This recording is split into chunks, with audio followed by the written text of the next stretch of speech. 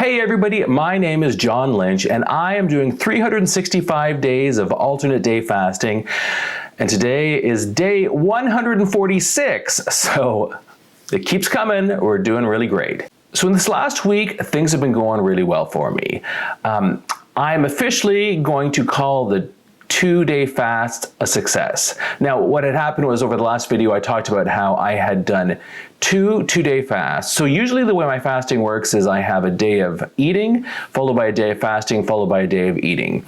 Twice in the last 3 weeks, I did a day of eating, followed by 2 days of fasting, followed by a day of eating, and then going back to my normal way of doing it. And the result was strange. So the result was that I did get a new low on my second day of fasting, but then immediately going back to eating on that day, my weight jumped right up.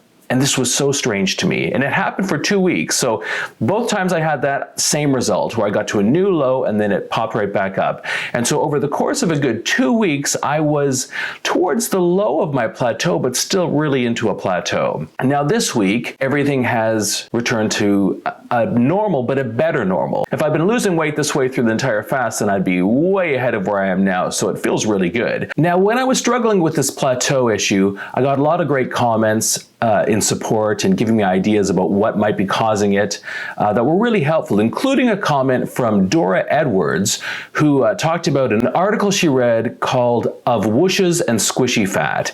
Now, this article was really interesting. I read it, and it has this theory that when your body loses fat, as the fat cell empties out, that maybe at some point when it's empty of fat, it has a tendency to pull in water, so fills with water for a while. So your weight would stay the same, but you actually have a lot less fat, and then your body regulates and you drop that water weight. Now, I don't know if this is true, but I love the theory and I'm gonna go with it.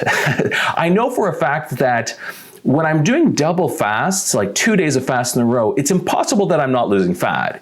Absolutely impossible.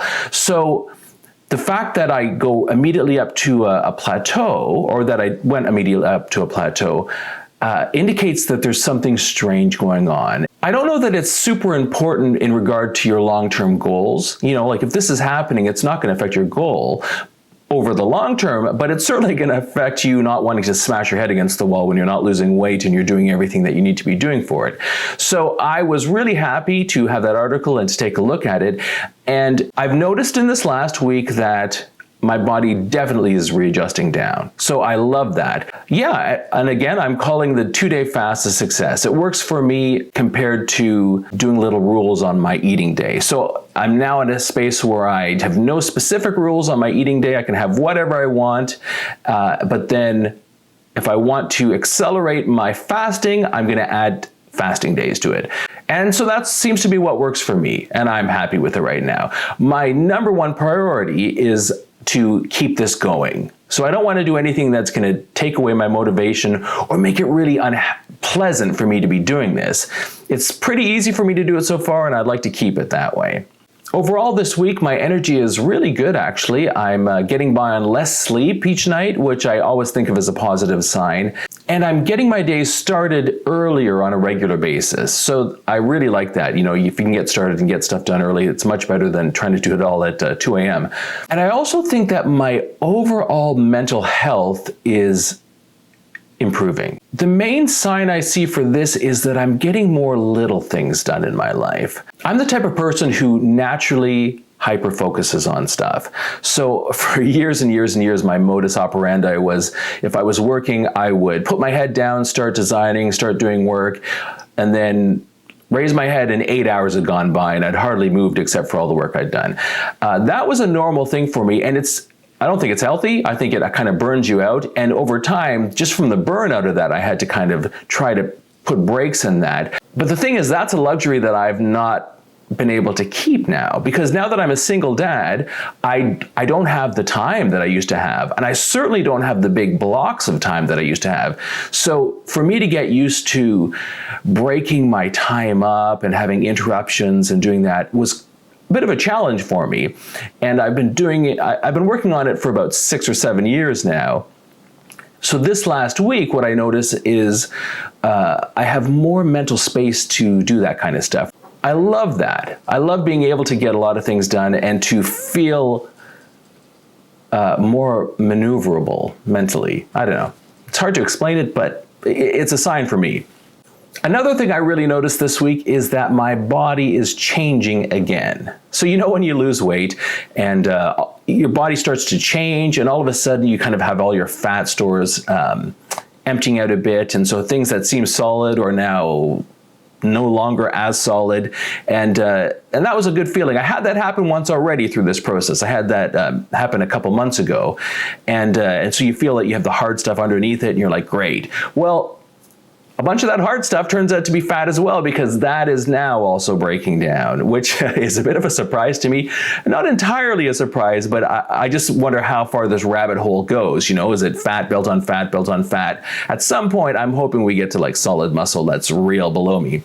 But I know that the change is good. So now I'm, you know, if I feel on my body places where a week or two ago were solid, they're now surprisingly not solid, and so I'm hoping there are more new places of fat that are emptying out, and we can start getting to the better and better body, which will be great. I mentioned in my last video how I'm getting more interested in cooking and wanting to have a healthier relationship with food.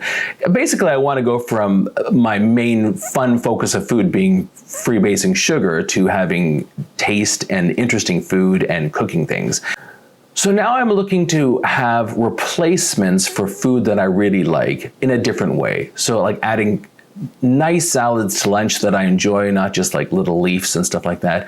Or, you know, a big one for me is having a Frappuccino. You know, those are super high in calories. And so if I can switch to having something that I also enjoy, which might be like a cold brew with some sweet cream, just where you go from having a 500 calorie drink to having a 200 calorie drink. You do that a couple times a day and it's going to definitely make a difference. I'm not cutting those things out. You know, sometimes you have treats that you really like, but you have them so often that it's not like you're enjoying them. You're doing them out of habit. Sometimes you really enjoy them. Sometimes you think, oh, I could have done without.